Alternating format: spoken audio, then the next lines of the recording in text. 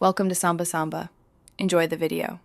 You begin by preparing both devices, make sure Quick Share is active and the scanner app is running.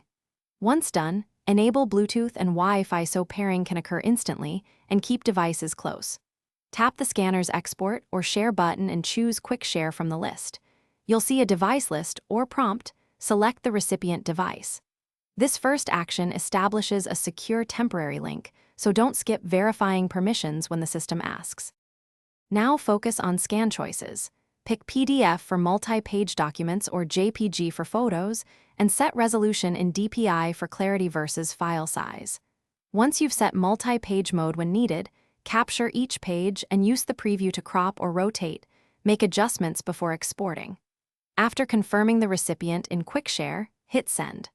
The app compresses and streams the file over the established link. Watch the progress indicator so you know when the transfer completes.